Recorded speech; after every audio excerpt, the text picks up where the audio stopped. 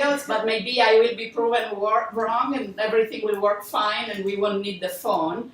So I'll just mention a couple of things about how we do proposal defenses here for our externals in particular. Rachel will talk for about 40-45 minutes.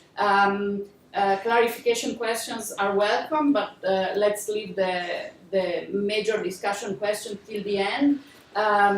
We don't have, it will be then the committee will ask questions and then the audience. We don't have a private question session, but when she's done with presentation and question, we'll have a closed door session, just the committee. Okay? Maybe you want to try once now that everybody's there. Making sure they can hear you. All right, can everyone still hear me pretty decently? Okay, so you should see my slides exclusively on one of the Hangout tabs. Then the other one, you can see my pretty face in person. So thank you all for coming. I'll be presenting to the computer and to you guys who are here. Thank you so much for coming. The title of my research is Exploring the Role of the Intelligent Tutoring System and Facilitating Collaboration. So what we'll do today is start off with a brief introduction. I'll talk you guys through some of the related work, and then we'll dive into a framework that I created for collaborative intelligent tutoring systems. And we'll also look at the fun part of the actual design of a collaborative intelligent tutoring system, and that is Collab TriCat. And finally, we'll go over some of the proposed research for me finishing up this dissertation. So, starting off, tutoring. Tutoring is very common. You guys, have you all been tutored before? Mm-hmm. Somewhat. Nick's too smart. He's never been tutored. But tutoring is pretty common because it helps students to learn. It's been proven time and time again, and even with that historical Bloom paper in 1984, that one-on-one tutoring is more effective than our classroom-based tutoring. So with that in mind, Intelligent Tutoring System have sought to bring that same one-on-one enhanced adaptive learning to students, but via the computer. But there's a caveat to that, and that is that sometimes students, they want to learn with their friends, but traditional intelligent tutoring systems have not supported that. They've been geared towards individual learning.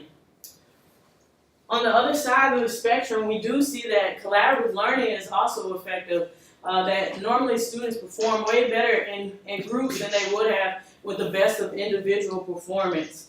So I've tutored myself, and that's motivated a lot of my research, but what I see is, you know, when you're tutoring someone, student A has a certain skill set and student B has a certain skill set, and part of the role of the tutor is to try to understand how they can help each other, and it's sort of beautiful when the role of the tutor fades out and the students are really helping one another to learn. Now, with that in mind, we must say that it's not always as easy as it seems, because simply putting two students together doesn't necessarily guarantee that they're going to be effective at collaborating. So part of the role of computer-supported collaborative learning is trying to understand how students learn collaboratively in an effective way and how technology can enhance that learning. So here we have collaborative intelligent tutoring systems, which are a combination of this collaborative learning and the benefits with this same adaptive features that are beautiful about the standard intelligent tutoring systems. So that's what my work is centering on. Now, I like to imagine the role of the intelligent tutoring system in facilitating collaboration as being on a spectrum, where on the far left, the intelligent tutoring system accommodates students collaborating, but it's really not providing guidance on their collaboration. But as you move further across the spectrum, the intelligent tutoring system is providing more feedback to help students be better collaborators, in addition to them gaining that domain learning. And we'll revisit all this more in depth. So on to my research questions, what we're actually here for. The first question that I wanted to answer is, when we're looking on the left side of that spectrum I just showed you guys, where the intelligent tutoring system is allowing students to collaborate but not really facilitating the collaboration, what are some of the important aspects? What are the important features that lead to student learning? And that's my first question. My second research question is, how are we able to model these collaborators? Because again, traditionally intelligent tutoring systems have been geared toward serving just one student. So how do we move our modeling to accommodate 2 students? And finally, as we move across that spectrum I showed you in the previous slide, how does that affect student learning? Learning in terms of domain content. Our domain is computer science education. We'll be talking about that. But not only in terms of domain content, but are students learning to be better collaborators? Are they feeling better attitudinally about what they're studying? There's all different metrics that we can measure and see how the structuring of that intelligent tutoring system affects the student. So with that in mind, that's a brief introduction. If you guys are a little lost, that's good. That means I have research. So we'll go on and talk about the related work. Now, you guys should already be getting a sense of it, but really I'm putting together several different pieces, different areas of research. And they are CS education, pair programming, which is the structure we're using for students as they work with the tutoring system, computer-supported collaborative learning, CSCL, and intelligent tutoring systems. So I'm going to deep dive into each of these areas, or at least give you some sense of what's going on with these fields. So primarily CS education. In the news this week is CS Education Week. If you guys know that, we should be proud as CS people. It's really been a push nationwide to get students into CS because it's definitely a needed tool, and obviously the industry is really pushing for CS talent. Unfortunately, CS does suffer from low retention rates, and it drops even worse with minorities and other underrepresented groups. So another hurdle that stops students from continuing in CS education is their difficulty in understanding these foundational topics such as binary search trees and linked lists and these things that are now ingrained in our head as grad students. But let me talk a little bit about linked lists for those who are not CS people, i.e. I guess Susan, maybe the only one. But linked lists are a common data structure that we use to store information. And this is how it's typically depicted, with the boxes and arrows representing nodes and pointers, and common operations that we use are searching, deletion, insertion. And it's a very important data structure, but one that students struggle with. And this is the data structure that we're working on for the intelligent tutoring systems that we want students to learn and become better at working with. So the other piece of the puzzle that we're combining is pair programming. Pair programming is becoming more of an industry standard, and it's also been shown within CS education to have some benefits for students. How pair programming works is 2 students in front of a workstation. One is the driver, one is the navigator, and they're working to solve a problem together. The driver is responsible for working with the actual keyboard, mouse, etc., where the navigator is not really supposed to reach over and grab the keyboard or mouse. They're supposed to just help the driver think about the problem and see any pitfalls that the driver might not see on their own. So lots of research into pair programming and its benefits. Again, sort of what we said with collaborative learning. The students who are pair programming, they're performing faster and better than the best of individual students.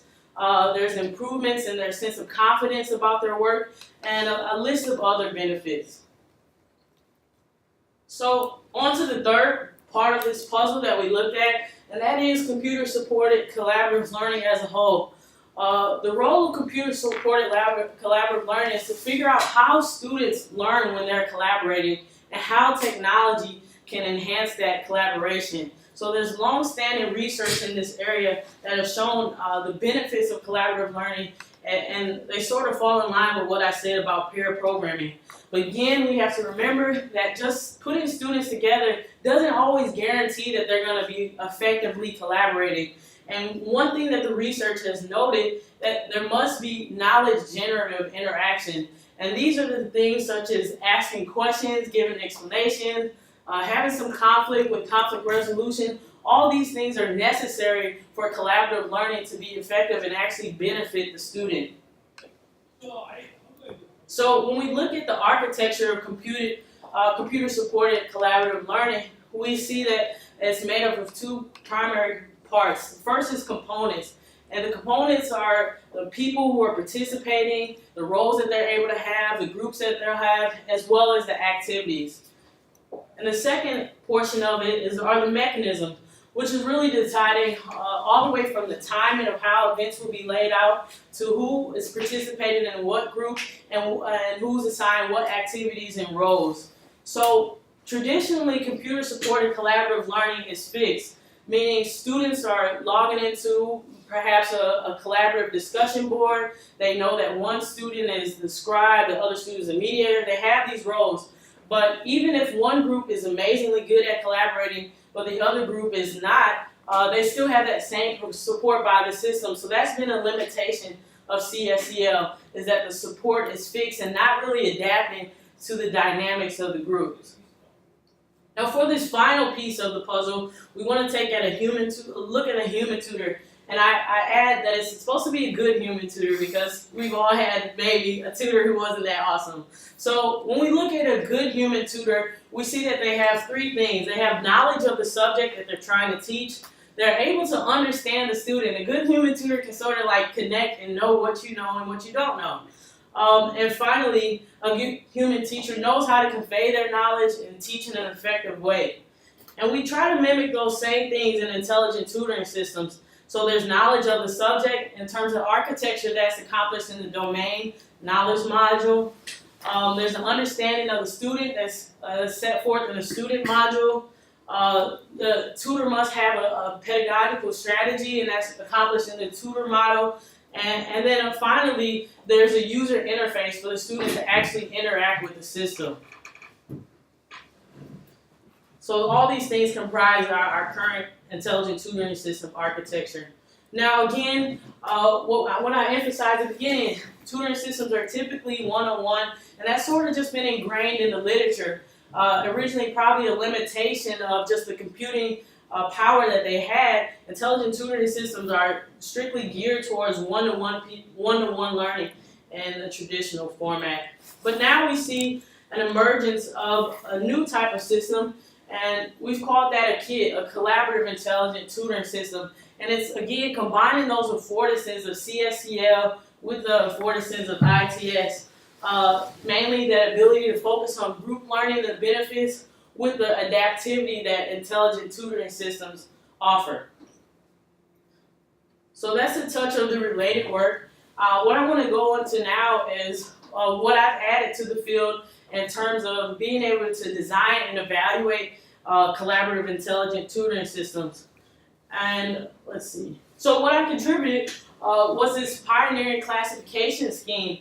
And again, when you all think back to earlier in the presentation, I noted how the intelligent tutoring system can structure collaboration on a scale, all the way from the far left when it's just allowing students to collaborate but not really providing feedback. We call that unstructured collaboration, where when you move all the way to the far right of the scale, it's actually guiding students on how to be better collaborators in addition to how they're able to learn their standard domain topic. So this framework sets out some of the components, and the beauty of it is that it borrows from the literature in CSEL and ITS. Because this area is relatively new, collaborative intelligent tutoring systems, we needed a basis to be able to gather from both of the areas. So these are the parts of the areas. Modeling, which we see is extremely important in intelligent tutoring systems because it's the core of what allows it to be adaptive. The framework also goes over group dynamics, which is a component of the CSEL architecture, as well as collaboration cues, which goes into the sequencing and mechanisms that we found in the CSEL literature. Also pedagogical guidance, which is that tutoring module from the ITS architecture, and the activities module of CSEL architecture, and finally technology, which are the tools that the students will actually have in practice to work out their collaborative work. So again, this framework was contributed. Now, when I was doing my research, I came across, of course, some other work that our lab has done in collaborative learning, and that was the work of Cynthia and KSCPAL. And the goal of her research was to create a virtual peer that was able to learn CS education with the student. And she was working, in a similar domain with linked lists and stacks and binary search trees. And the goal of her virtual peer was to encourage knowledge co-construction. Now, knowledge co-construction are these portions of time when students are working together to build a joint meaning and share some knowledge about a concept together. So in Kirsty's work, she worked with 15 pairs and they communicated via this interface of KSE PAL. And the students were they were not in the same location, but they were able to communicate via this chat interface, and they worked on solving whatever code problem, whether it was debugging or actually synthesizing some code. So in Cynthia's work, she found that task initiative shifts was actually indicative of knowledge co-construction. So these initiative shifts could show that students were building meaning together and therefore having effective collaboration. And once finding that out, she was able to incorporate this into her virtual peer, which would replace the human-to-human interaction, and the student will be working with a peer. So I was able to look at this data again from the standpoint of it being really solid pair programming data as the students were communicating through that chat interface. And the first thing I did was try to look at it through the linear regression model that she built. And I went ahead and added a few features to her model. The first feature that I added was overall contribution. So in Cindy's original model, she took account for the number of turns that students had. And that would consist of how many GUI clicks as well as how many chat lines they had participated in. And these were just raw numbers. I just tweaked this a little bit in order for it to be percentage-based to account for how there is a balance between the partners. So for example, if I had clicked and talked 6 times and Barbara had clicked and talked 6 times, then Cynthia's model had 6 for each of us. But instead, I moved it to take it into percentage account. So 1/2 and 1/2. And what this allowed the model to do was better understand across groups how the partnership was balanced. I did the same thing for word contribution, just a number of chats, and words per turn. And what we found was using her metric of the post-test score, I'll be using a different metric later, but her metric was post-test score. I was able to find a better fit model using these new features. And the reason why is because it was able to account for these differences across the group. So and on the right side, you can see that Peter and Jake, they just speak a whole lot less than Sam and Mary Lou. But if you look at it with this percentage-based sense of things, you get a better idea of how the actual balance is in the partnership as opposed to just the raw numbers, and the model was able to better fit that. So the benefit for me was in understanding that overall contribution is an important part of the learning process of a student, and of course that notion is supported in CSCL, but being able to see that it was also grounded in this corpus of data from Cynthia allowed me to move forward with creating Collab TriCat, which is this next part of our talk that I will share with you guys. So, of course, in order to understand Collab TriCat, we'll look at standard TriCat, and I will note that this is just the linked list plugin. So now TriCat has evolved, and we have other plugins, but my emphasis is on this linked list plugin. So if you look at it, there's the problem panel that's presented to a student, whatever problem. They have this area where they can graphically see the problem of the linked list. They have an area for feedback from the tutor, and on the right side is where the student is actually entering in their code. So the architecture of standard TriCat, and I really should have Davide say this because this is all his thesis work, but this is the architecture of TriCat in terms of the linked list component, consisting of that user interface, which you all saw. There's a bank of problems that we're right now at 6 problems, and then there's a problem module, which keeps track of where the student is in solving the problem, what steps they've taken in terms of their coding.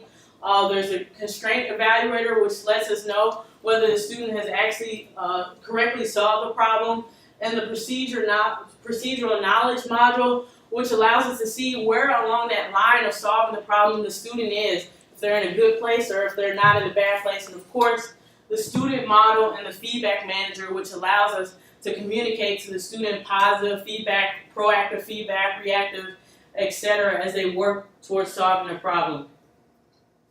So with that in mind, I was able to extend it for collaborative TICAT, and you'll see the additional components now highlighted in blue, and I will be going over these in detail with you all. But just as an overview, the voice-to-text interpreter, the collaboration panel, the now collaboration feedback manager, the joint student model, and the collaborative interaction model are now new components of this architecture.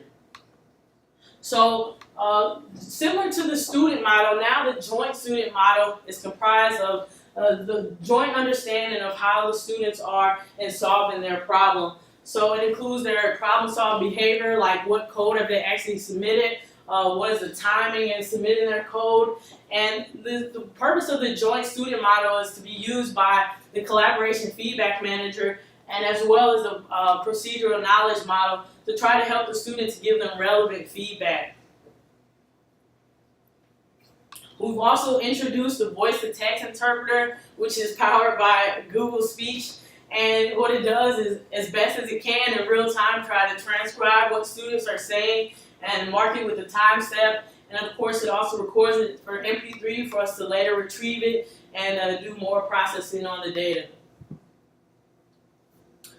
We also have the collaborative interaction model, which is our way of gauging the health of the partnership between the students. And in it, we keep track of who's on what code, meaning who's been the driver, different lines of code, what spoken utterances have occurred between the student, the amount, and what utterances, as well as peer bonuses, which we'll go into. And now this is how the new interface looks, very similar, but the main difference you'll see is that now each line of code, there is a marked driver, the person who was, in a sense, the owner of that line of code. We also have introduced this collaboration panel, and the collaboration panel consists of these parts, the helpful tips, just in general about collaboration. There's an area for students to submit peer bonus in regards to how their partner is doing. There's this graph where their students are able to see how their partnership is broken down, consisting of how much they've been speaking, how much code they've been contributing, and there's this comparison for the students. And there's also the number of compile errors and success for the problem, so they can see across time how they're doing in solving problems. And finally, there's the collaboration score, which gives them a sense of how overall their collaboration is. And the final component which we've added is the collaboration feedback manager.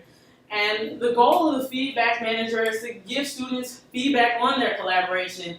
And we've taken several things that from the CSCL literature primarily to try to motivate the design of the feedback manager. One, we wanted students to be aware of the amount that they're participating in, because we see in CSCL literature that load balancing is important for learning.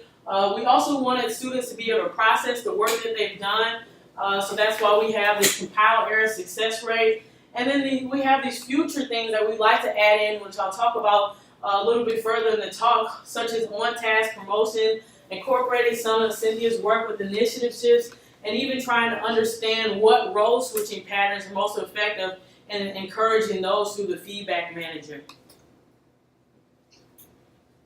So on to the even more fun stuff. How does this actually work in practice? Again, it's pair programming, so two students are sitting at the same station, but now they're equipped with cool headsets so we can try to monitor what they're saying to each other. They're still interacting with Collab TICAT and everything being saved in the server on the background. We're logging a lot of data. So again, we talked about how our framework is able to split up these collaborative intelligent tutoring systems in three primary ways. The first area being unstructured collaboration, where the students are really just not provided with that much collaboration feedback, but they're able to work as pairs. So in unstructured collaborative TICAT, we see that they're just equipped with this primary interface where they're marking code ownership, but there's no other feedback from the system about their collaboration. And the semi-structured version of Collab TICAT, they have that same main GUI interface, but now they also have this collaboration panel, which is sort of an unobtrusive way for them to get feedback on their collaboration. And finally, we'll have the fully structured collab TriCat, which will allow students to get real-time adaptive feedback on their collaboration. And this is part of my future work. So in terms of measuring learning gain and seeing if the system is successful, we allow students to do pre and post tests mixed with 40 minutes of working with the system. It's a one-time intervention at this point, and we measure the learning gain as the post-test score minus the pre-test score. The pre and post-test consists of 3 questions, all the way since Davide's thesis, and there are just general questions about linked lists. So earlier this year, we had our first pilot study for Collab TriCat. 7 pairs participated in this, and they were undergraduates who were non-majors for the CS 100 level course. There was some issues with the Java versioning, so students were only able to look through each of the problems and work through the examples step by step and say whatever they wanted to in regards to that. But even with those issues, there were some learning gains, though minimal. The unstructured version did outperform the semi-structured version, and of course I won't make any claims of significance, but that allowed us to see some aspects of the system working in practice. We followed up that study by a larger scale study this fall with the second year students who were primarily majors, and there were 108 students who participated in this study, and we split them across the 2 conditions, unstructured and semi-structured. This time they performed the pre and post test, but they also were given an exit survey, and this exit survey was able to get their sense of what they thought about TriCat, as well as some of their attitudinal feelings for CS and their CS as majors, as well as what they thought about themselves as being potential practitioners, in addition to what they thought about pair programming and being collaborators. In order to not provide students with bias in terms of the pre-test, we didn't give them any pair programming questions at the beginning because we didn't want them to be familiar with the terms, especially with the open responses which were in the exit survey. So we had them each watch a pair programming video. I don't have time now, but maybe at the end we can go back and watch a snippet of it. This video explains to students what our pair programmers do and what are some of the skills that are common to good pair programming teams. So this is what it looked like in practice. Lots of students at the desktop working with the system with their headsets on. So the primary question we wanted to answer is, did students learn? That's of course one of the foremost things we must ask when evaluating these tutoring systems. And the answer is yes and no. So in the unstructured collab TriCat, students definitely learned. Their learning gain was actually higher than the best of what we've seen in terms of our previous individual TriCat implementations, as well as what we were able to accomplish with our human tutoring systems.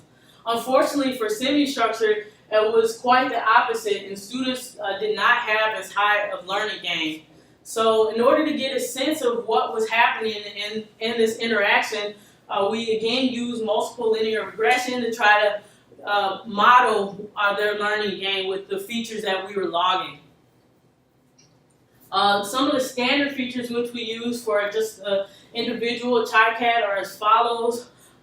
Trying to understand when the students are clicking on examples, how much time that they're spending on the examples, when they're clicking redo, undo, etc., when they're asking for help from the system. These are some of the standard features that we use to try to model what's happening with the students.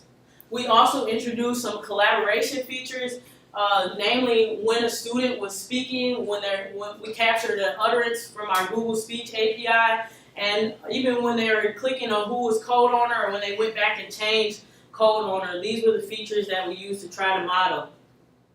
So we first began just with a basic model of trying to see if the pretest was a valid predictor of how they would do in terms of their learning gain. That model was not that great, so we went on and even added how students were doing in the course overall. We have access to their course grades, so in scaling the course grades out of 100, see if that was an accurate predictor. Unfortunately, it was not.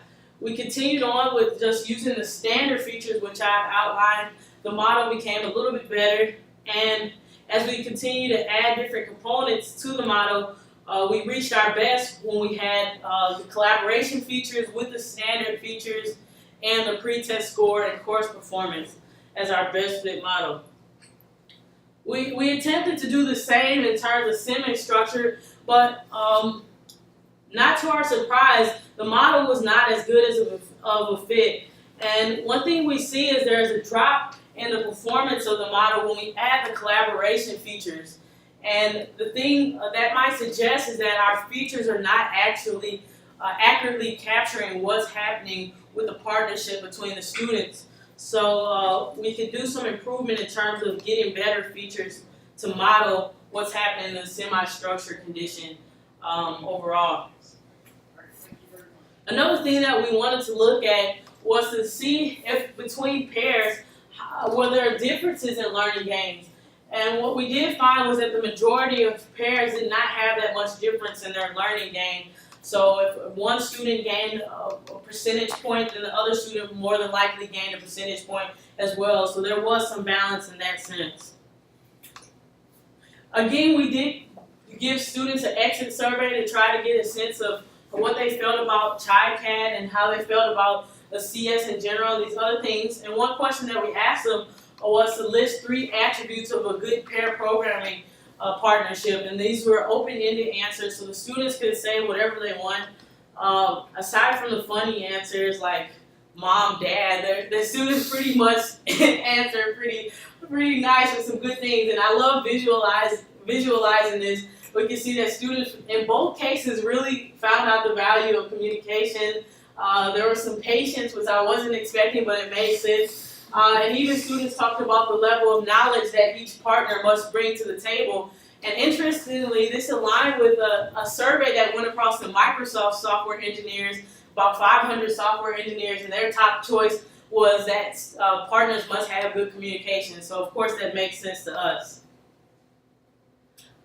Moving right along to my proposed research, the first thing I want to do is answer that primary question of what are the salient important features that are taking place in this unstructured condition.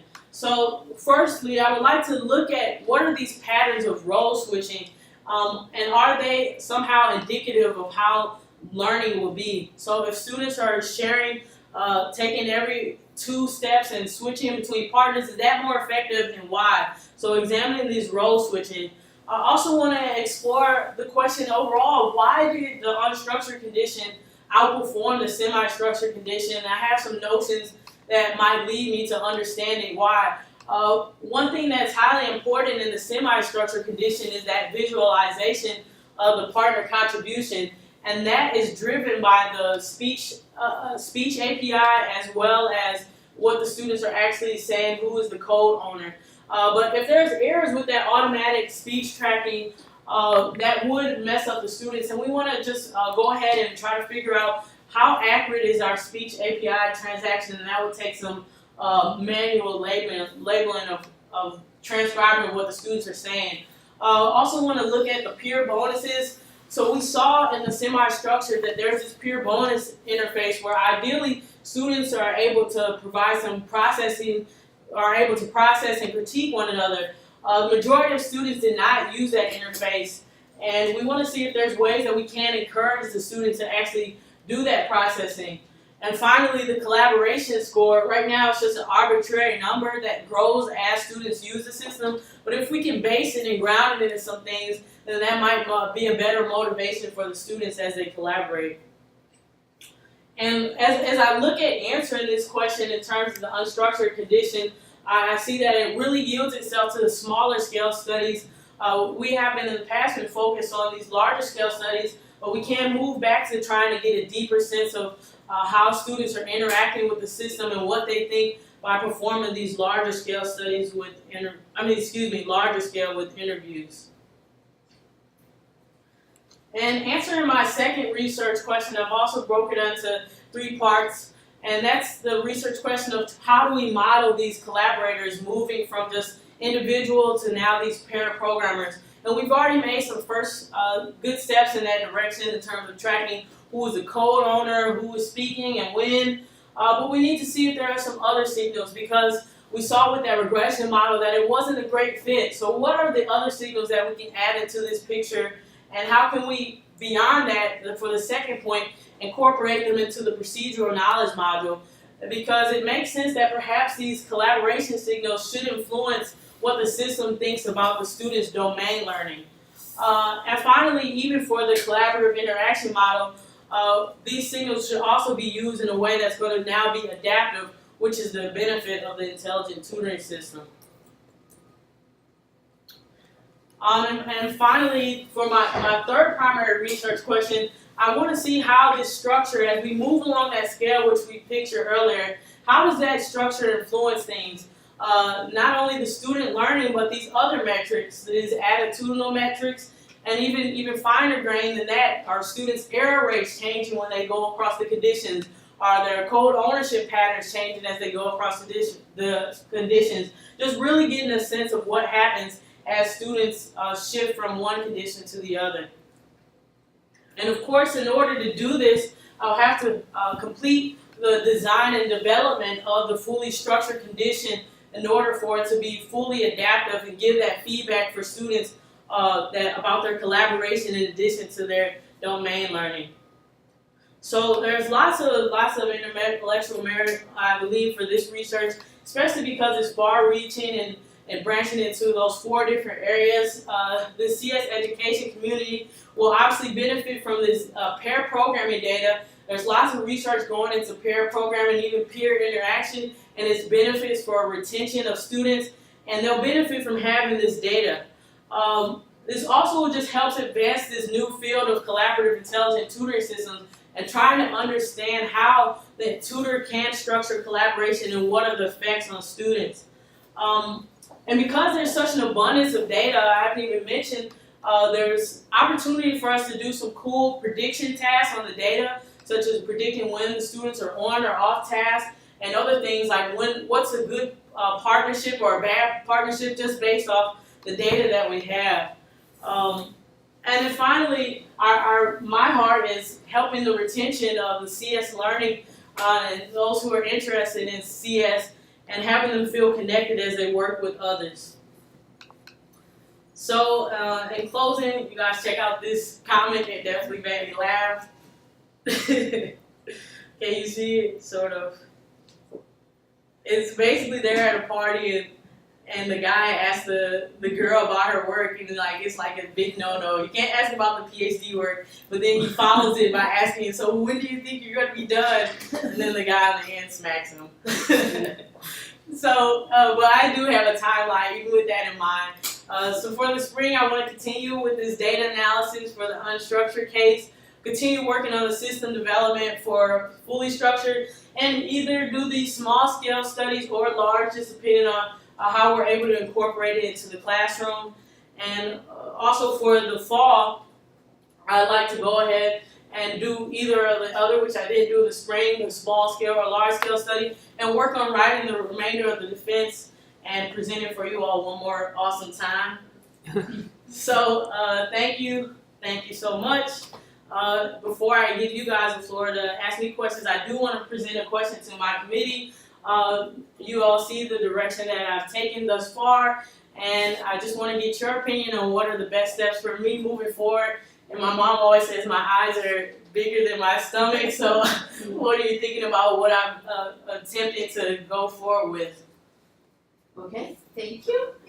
All right, we try to do this. One thing I was remiss earlier was not to introduce people on the committee, so I'll just do it now. So we have Davide Fossati from Qatar, we have Tiffany Barnes from North Carolina State, we have, hi Tiffany, we have Susan Goldman from UIC Psychology, we have Tom Moher from CS, and we have Cynthia Taylor, maybe you can, who is also in computer science and recently joined our department. Okay, so, well, Rachel, you don't need me to try to manage. We generally start with the farther away person. The farther away person is also heavily involved in this project though, so I'll let you negotiate who qualifies as farther away. Go ahead, Davide, that's you.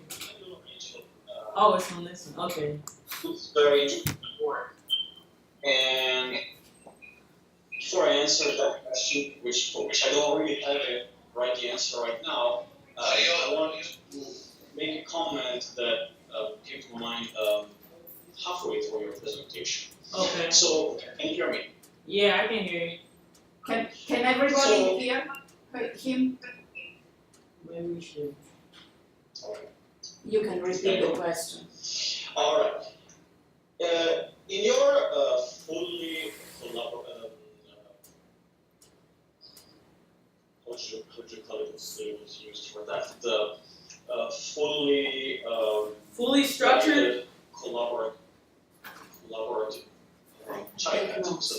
Oh.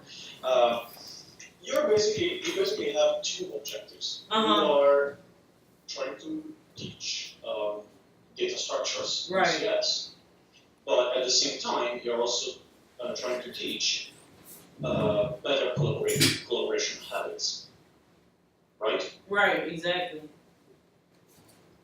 Okay. However, your pre and post test only keep explicit track of the learning that occurs in the data structures part, which is, I agree, the primary objective.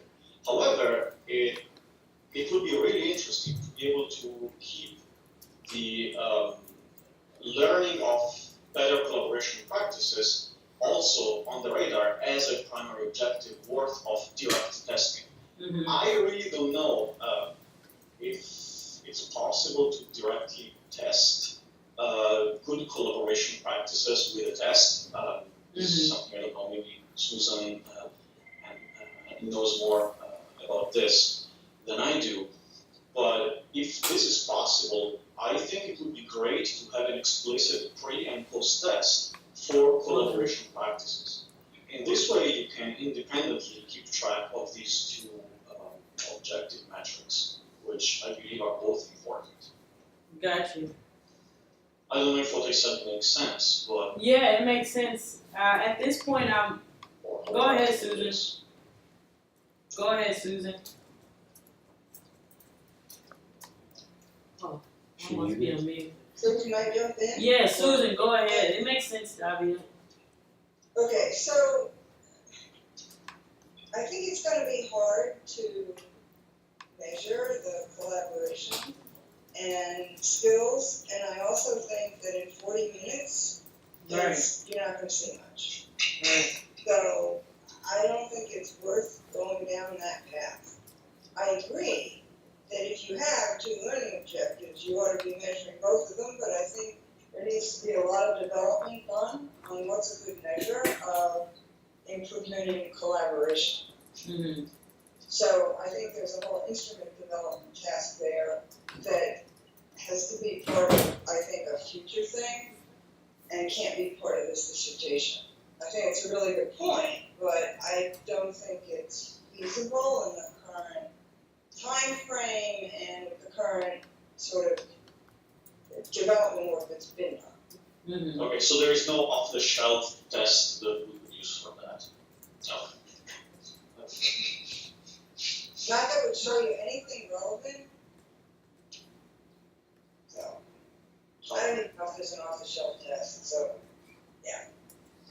I can't think of anything. Tiffany, you're on mute. Pardon? Tiffany, you're on mute. Tiffany's muted. I think even if there was one, it wouldn't be useful for this particular task. So I actually had a similar issue when I saw it a different way. So I actually saw that, with your learning gains basically being nothing, it was semi-structured information. I kind of thought it might be that the students are getting a higher cognitive load from the sixth system with the semi-structured supports, and that they might be sort of distracted from the game of computer science And I noticed in your word clouds that semi-structured condition had things like hard work, competence, explanation, organization. Those didn't show up in unstructured. And in the unstructured, you actually had respect and trust showing up. So I was super interested in that. And I thought that the unstructured condition was super interesting. And I wanted to see you look more at that and less at some of the elements of your interface.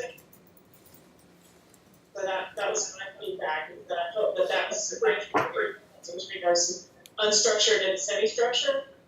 It could be that there's learning going on about learning, but it also might be just stressed and overwhelmed that they have to learn or do a good collaboration while they're doing it. And it might just be making more salient to them. I don't know what you think. Okay, yeah, that makes sense. Just as a note, if you guys aren't talking, can you mute your mic because we're getting some echo?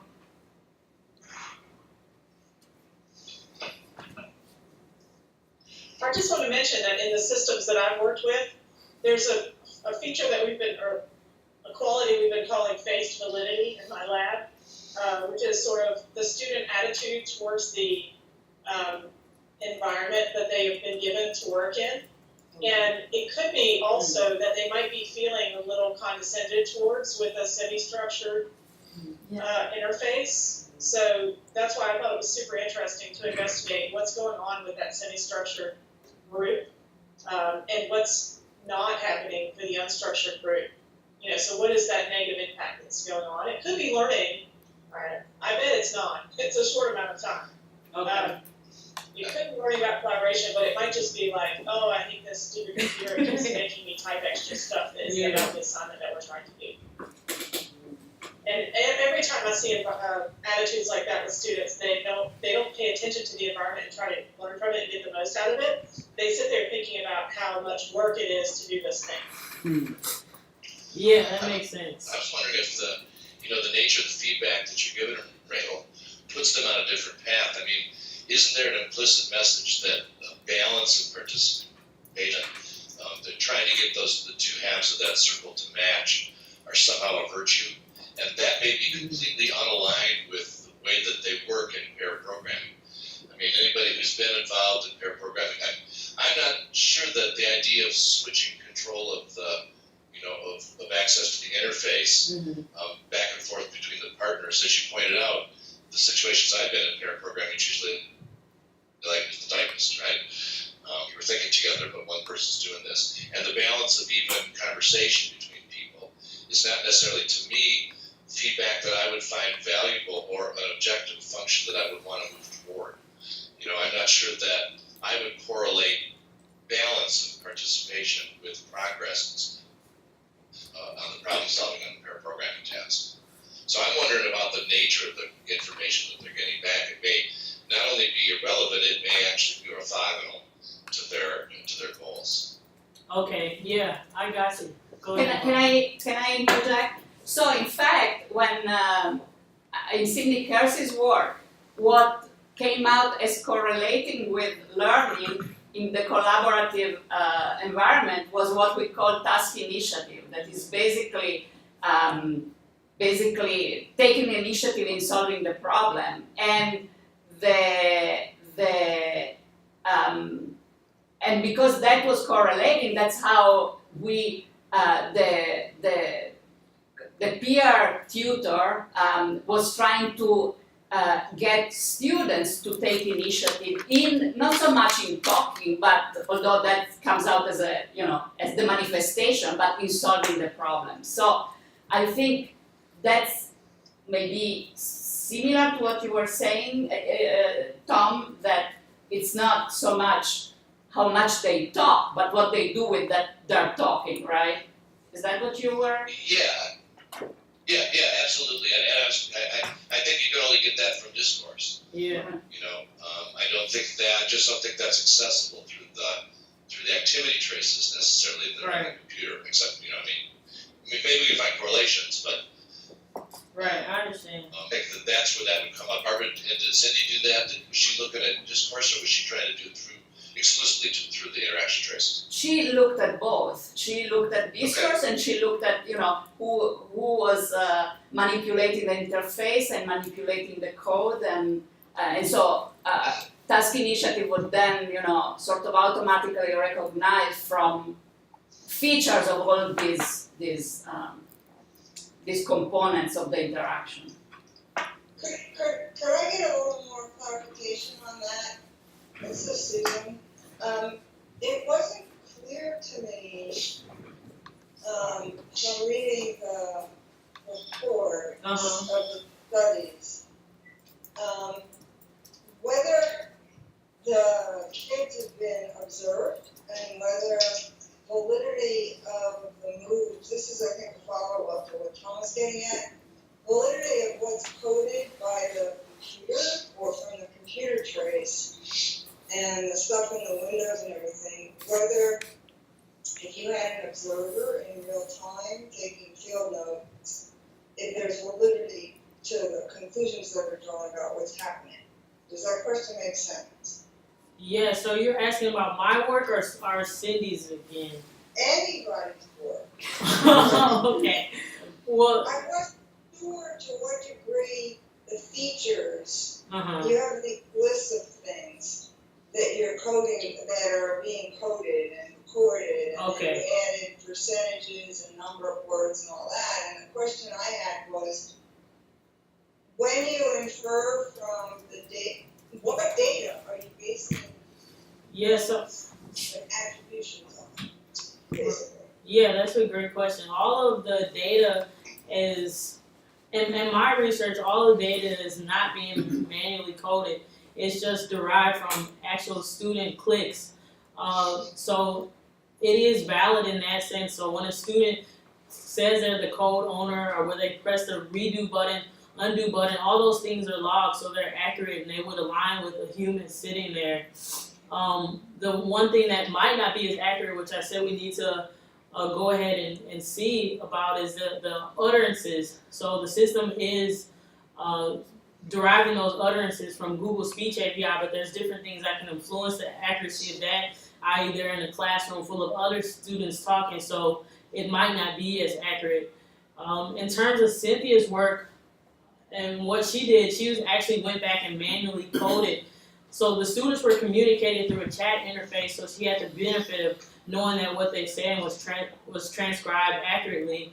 But all of her coding for dialogue initiative and task initiative was done manually.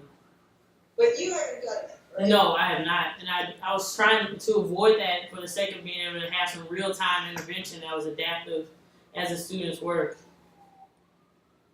Yeah, so it would having that data would speak to the issue that Tiffany raised about what are the students attending to, and without that in a collaborative tool that you built on top of that interface, there is an issue of overload the first time they use it. You only give them 40 minutes. Yeah. Unless you watch in real time and take careful field notes in real time, or at least a small number of students, you don't have validity to what you're saying. Okay. You need to get it. Okay. That would be my recommendation. So what? Sorry, I missed. What's the recommendation at the end? You gotta have at least a small set of kids that you are actually doing what Cynthia did. That is, sitting there, in a sense, what Cynthia did, but you need to record and do, kind of real-time inferences on what's going on. So just to clarify, Cynthia didn't do anything in real time. She went back later and. But she had the chat windows. Yes, correct. Yes. Right? Yes, she did. If you're not going to have that, that's another way to go. You could have a group that does the same thing, but in chat windows, which I don't know if that'll work at all, given that they're sitting there face to face. If they're face to face in partner program, are there data anywhere from anybody that track people without relying on automated technology to make inferences from? I'm looking for some validity from data collected in real time. by a tutor. So I want some validity on what's being inferred in the automatically collected stuff. Okay. So, That's what I'm saying. so we are also exploring, actually, I am exploring paying for somebody to transcribe the data. So that would, I mean, that's not the annotation of the, you know, the conceptual labels, let's call them like that, but it's a step. Right, so I'm not sure what data you're talking about. The data recorded by Google? whatever, Correct, yes, Google Voice? yes. Do we know how accurate Google Voice is at distinguishing between who's speaking?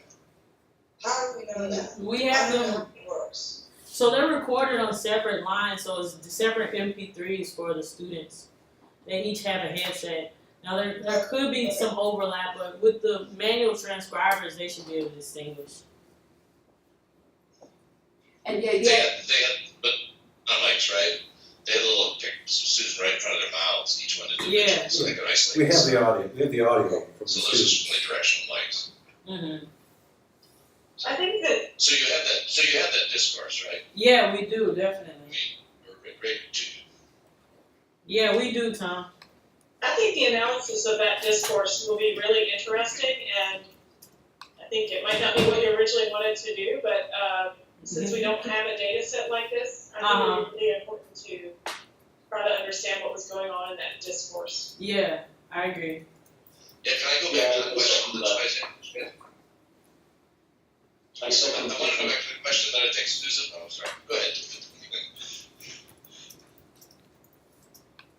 Okay, I wanted to go back to Susan's question one more time about, have there been any empirical study of pair programming that talked about distribution of conversation among the participants or anything like that at all?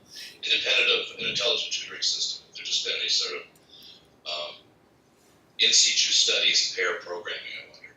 There have been, Christy Boyer did discourse analysis and full coding of peer programming, but it wasn't with people seated next to each other. And it also wasn't peers in the same class. So they were other students tutoring, students, but they weren't in the same class. So it wasn't directly peer programming in the kind of situation we have here. But there is a fully annotated body of discourse from peer programming. well, but I mean, so then also what we have here is, if we extend the boundaries of what peer programming is, then also what we have here is peer programming. But I thought Tom was asking more about, given what the definition of some peer programming is right now, if there is a corpus collected under those circumstances, that did I interpret it right, Tom? Yeah, exactly. And I guess my understanding, it may just be my take, but I always thought peer programming was co-present, that really people were sitting next to each other. I suppose this programming could be, distributed as well. I've just never thought of it that way. Yeah, this is Cynthia.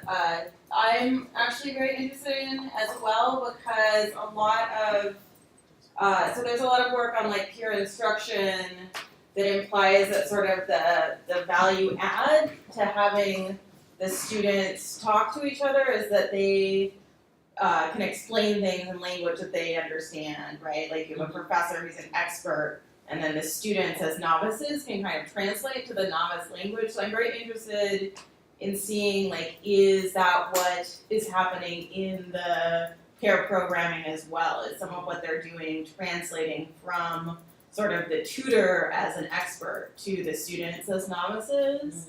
I think it would be very interesting to see, like, what is actually happening in the discourse between the students. Like, are they doing that translation work? Are they, like, building, like, what is actually fundamentally happening in those conversations?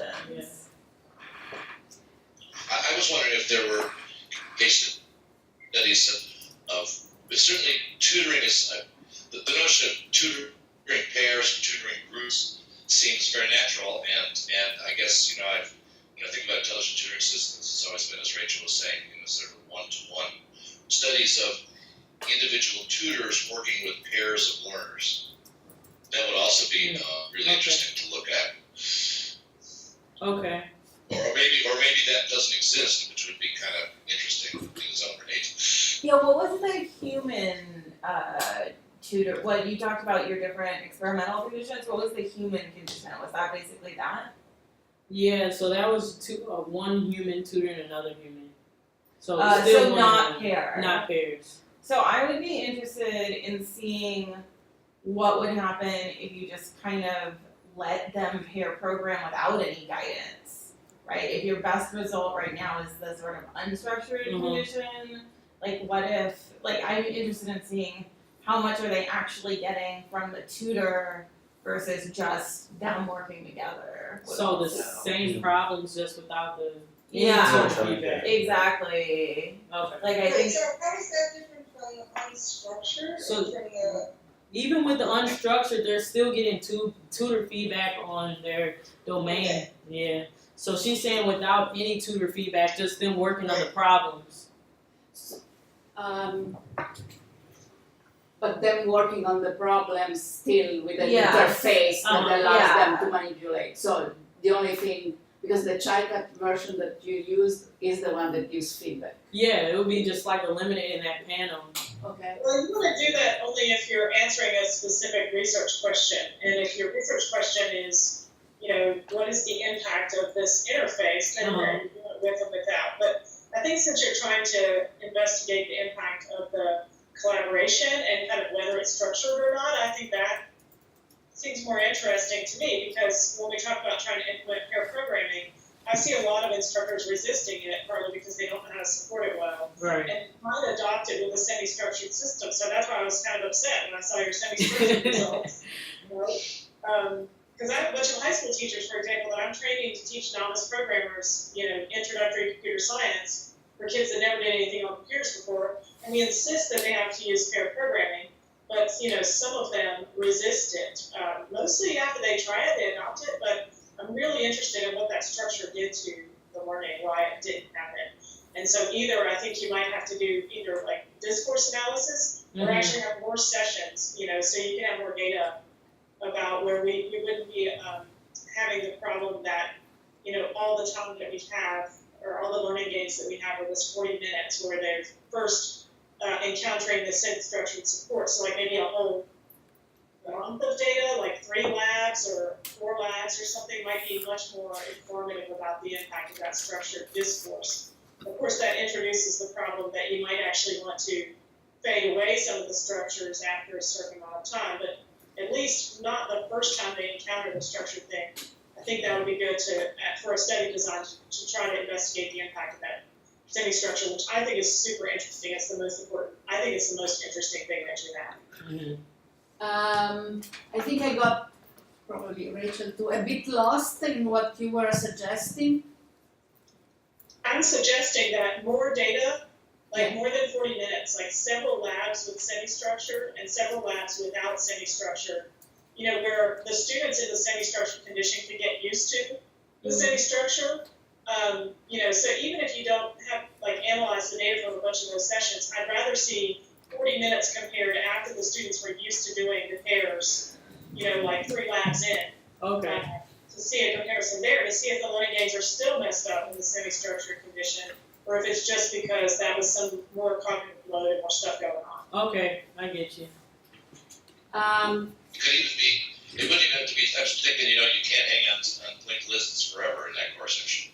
Right. It could be, No. instead of 3 consecutive labs, it could be 3 or 4 problem sets, even in relatively rapid succession over a couple of days or something, those things. So I just want to say this is a very interesting suggestion. We will, the committee will discuss also, but there are also some structural, from a different point of view, issues. That is, these labs we ran with our colleagues, my colleagues' collaboration, and so they have been very gracious in letting us use one lab session. I'm not sure they would be so interested in having us run more than one. So, but it's definitely something we can explore. I wonder if also you might consider separately, do you separately teach the kids about how to be in pairs? Like, and is that the same across all the conditions? Do they have watch a video? They all watch that same pair programming video, both of the conditions. Okay. So, any other? Are there, yeah, just a question. Are there any, and maybe I just missed this, but are there any elements to the tutor itself which are intended to promote learning about pair programming? Not at this point. So the tutor itself is strictly tutoring in the content domain. Mm-hmm. And collaboration. No, there is. So I meant no. There is no specific collaboration scripting in. There is in the semi-structured condition. Well, yeah, there's a general unobtrusive feedback that you guys saw in just the visualization, but there's no change in dialogue from the tutor about now you should switch roles That's or what I'm asking, now changing. XYZ. That's exactly what I'm asking about, Rachel. But there's. So the semi-structured is that dashboard, right? Yes. Yeah. So I still wonder about the nature of that feed. I'm personally, that would be that the nature of that feedback would be, like I said, orthogonal to my own sense of what makes a good collaboration program. Mm-hmm. So I'm a little reluctant to have you. I don't know. I'd be a little worried to put all your egg in that basket of saying that the distribution of participation is the central piece of information. Even with continued exposure to it, Right. I'm not sure that that's the right objective. and is that well? Well, I think you have another I'm just trend here, which is the buy-in of the instructor for you to take over their lab, right? So they probably, we all intrinsically think we want the students to be involved about half the time, because otherwise, every time I talk to someone about implementing pair programming, they're like, what if the super smart people take over and drive, right? And the other people don't do anything, and then I'm wasting my lab time for those students. So I think, at least collectively, a lot of people are trying for this balance.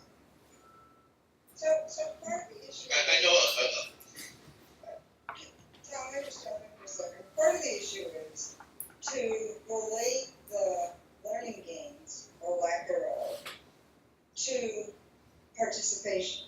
Mm-hmm. So if you look at words uttered and things like that, and the regression on how much is spoken, the percent spoken, or whatever those predictors are, Mm-hmm. are those predicting learning? So is it the case, is there hard data, that if you talk more, you learn more, if you talk less, you learn less, okay?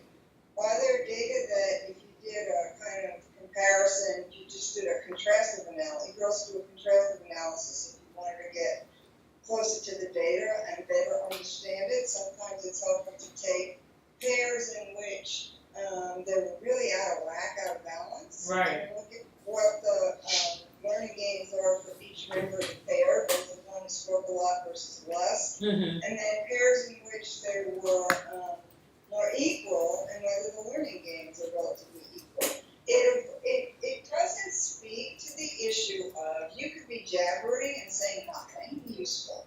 Right. And so that's where the discourse analysis is really important. But to get a handle on kind of distribution of talk, independent of what's being said, you could unpack those regression models a little more. Okay. Okay, so, but I do think assumptions about what makes for good peer programming contexts are really, highly context sensitive, number one.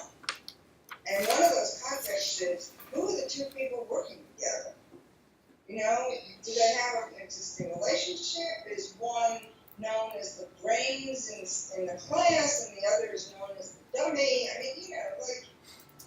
What is the nature of the assumptions that one member of that pair opinions about the other and about their contributions and the value of their contributions to actually getting the task done, especially if it's a 40-minute task. You don't have a lot of time.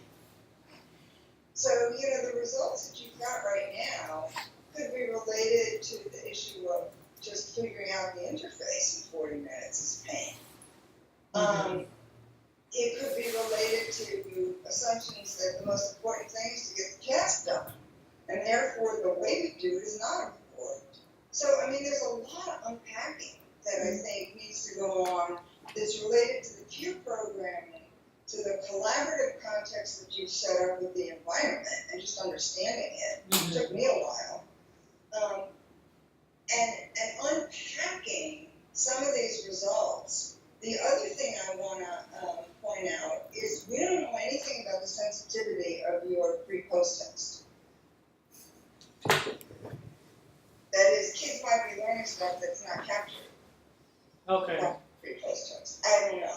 Do you have any validity data on it? So we don't have any validity data in your sense, other than we have been using it in variety of experiments since Davide set it up, and I think I also have a better response than that because we we were asked about this in some papers with Cindy, so I will go revisit. I think we looked at what had happened in the control that we had at Davide's time, and we compared the items and how much they learned in each item. I have a better, as you see, I don't remember exactly what we did, but we did address this a bit, not to a full extent. So I will dig that paragraph out, or those two paragraphs, and you can build on those. Okay. So I can't say it's valid. I can say it has been used and okay.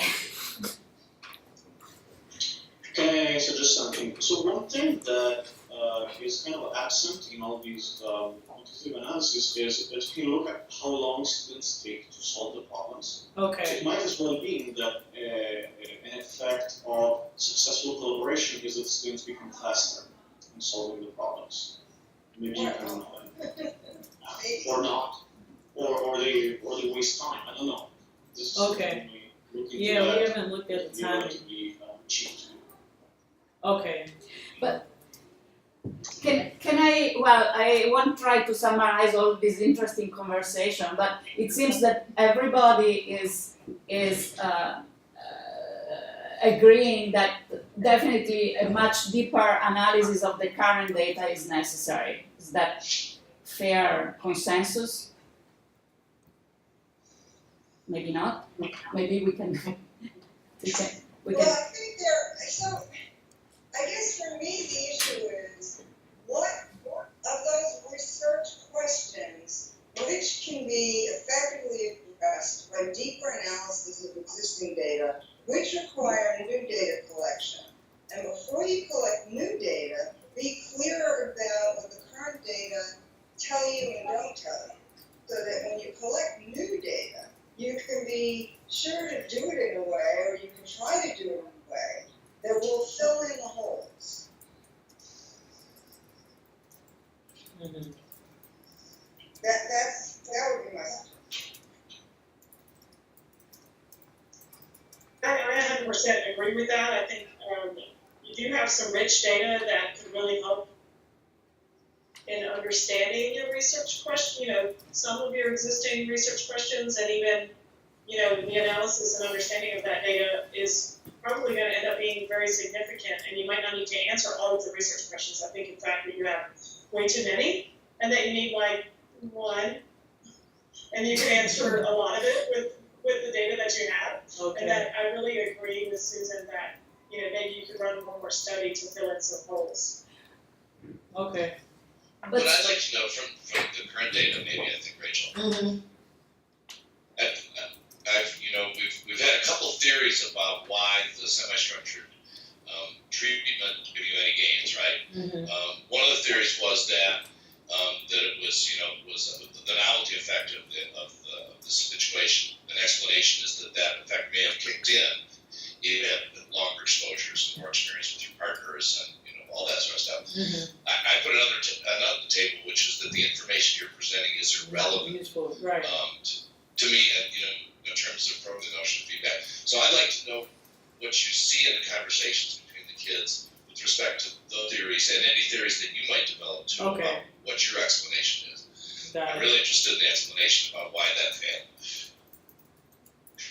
Sort of, unfortunately, your treatment is no treatment is your best step moving forward. So you gotta, if you hate what you did, then you gotta find out where it broke down. Okay. So yes, Barbara, I do agree that some more analysis data, especially the discourse data, would be really useful.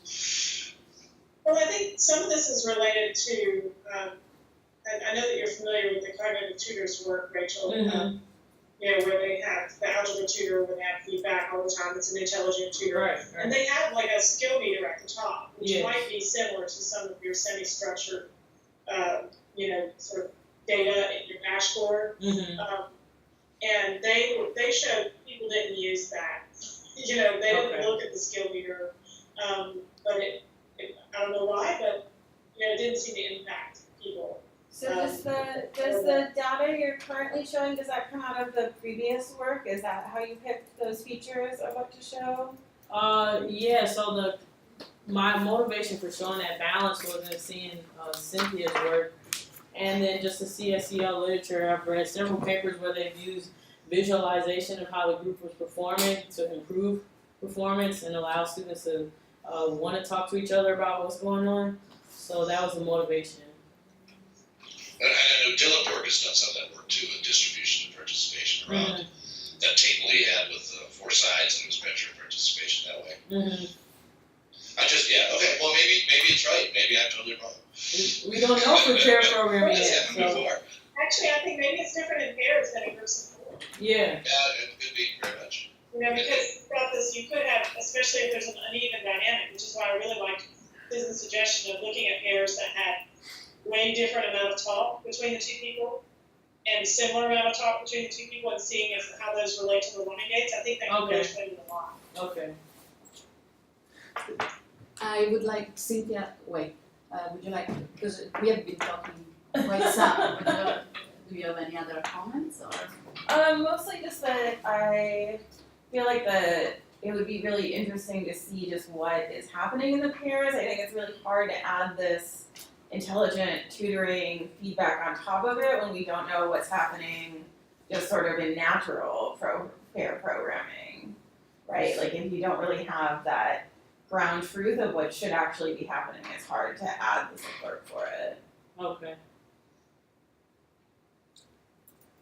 I want to reinforce that that's a contribution in itself. Like, we don't have a literature that says what's happening in that discourse, and I think it would be very much a contribution to really build an understanding of that. But it would be a very different thesis. Well, Maybe. I I don't want to send Rachel off in a totally different direction. It's a different question. So one question that Rachel and I were discussing when she was writing her proposal was whether it's necessary for her to, do the implementation and the evaluation with the fully structured. And from the discussion we are having, it doesn't seem to me that's the direction we wanted her to go. Rather, we would like her to understand more of her current data, and then, as I think Susan suggested, if there is any more interventions, they should be really informed by what comes out of the current data, and so it may not be fully structured. It may be, either basically the baseline or the semi-structured with a different collaboration support or something like that. So go ahead. I was just going to say, or understanding what needs to change in the collaborative context to make it more effective. Okay, so this unstructured being best, have to do with the way the interface is designed, with people not understanding their task, with a variety of things that you could then use to just, I mean, if you're really interested in looking at whether or not this collaborative cat is the way to go, and that's really the way you want to go, you have to understand and unpack why it didn't happen in the way you expected it to in the current data. And I think you could then either go the direction of running more empirical studies with the unstructured or semi-structured or whatever, or revising the design of the fully structured, then to better support what you wanted to happen. But you need to unpack and understand what's going on that's creating an unexpected, basically, effect that the unstructured is better. That's the point. Because I think Rachel really does want to, go in this direction of developing the collaborative, but you got to understand what directions to take the development. And you do that by really understanding what happened with the version you tried, as opposed to the other conditions. Okay, so that's I don't want to send her in strings on Yeah, exactly. That's not what she wants to Exactly. want us to do. And that path would involve some analysis, maybe a design revision around the feedback, and then another empirical study. Maybe I think what we're kind of suggesting, if I understand your constraints, we're getting large numbers, but if you could get a small number of pairs and do discourse analysis around those pairs, maybe some volunteers or some paid volunteers out of that particular class, or even students who are not in that class, get some volunteers who could give you 3 40-minute sessions or something like that, so they get a little more experience with it. Or you could do something like, if it hasn't been that long since the lab, you could possibly even, have we dropped them? The camera for Rachel is gone. No, we are here. Okay. There you are. I was going to say, you possibly could, go back into the surveys from the people from the 2 conditions and see, like I said, I noticed in those word clouds, you had like hard work in this structured condition. Right. Trying to figure out like, where did that come from? Because it wasn't in Okay. the unstructured one. So that, or you might even go back and interview the people that were in that semi-structured condition and say, why did you say something about hard work and, stuff like that? Because, like I said, trust and respect were mentioned in the open-ended, in the unstructured, and they weren't mentioned in the semi-structured. So it might be that the important aspect of trust in the pairs is actually the computer has taken that role, and then the students aren't building trust in between each other, and that might be why the semi-structured isn't working, because one person might be pointing to the screen going, and this goes to, I'm sorry, it's your name, John, it goes to John's point. I don't know if that's the right name, I'm sorry. Tom. Yes, it goes to Tom's point about maybe one person's constantly pointing at the screen going, look how much more work I'm doing than you. And it might be actually that the trust is getting broken that way. Okay. You know what I'm saying? Yeah, I understand. Okay. So maybe interviews. The only suggestion there was maybe interviews of people who were in those conditions to see where those different answers were coming from. So this gets back to the point about understanding why you have data. And, there may be limitations on the data you have to being able to really completely understand it. And it goes back to what Tom was saying earlier about use, equivalent contributions. Really the best kind of pair programming interactions. And understanding, what kind of pairs do you put together. There's a huge literature in education around collaborative dyads and so on. Put a high kid, a low kid, 2 medium kids together, 2 low kids together. Right. And what happens is different things with every one of those pairings. Mm-hmm. So I don't know who your students are. And I don't know how your pairs are constituted. And, one way around it is just to say, well, it's random. Right. Well, okay, but random is, not really going to help you understand how to maximize the interactions between 2 people during their programming. because who the people are and what assumptions they make about the other are going to be critical to the trust, the respect, whether you listen to them, whether you just take over, etc. What if Rachel looked for, like, people who were already pairs, like, roommates, a lot of graduate students in computer science, are rooming together, undergraduates, they tend to do this pair programming all the time, so you might be able to get 4 or 5 sets of kids who are, who have that experience already. But that doesn't get a Tiffany's question I about think whether we might have this integration some classes where they already needs do trust, pair and it's a programming different as well. population, so I guess the question is whether you're talking about new people learning to pair program, which is really what you're studying, Rachel, versus experienced pair programmers and the impact of an intelligent tutoring system on their support for them. Okay, I want to give the audience 5 minutes if they have any questions. They are all her friends, so. David. So I was just wondering, so do you know who's driving?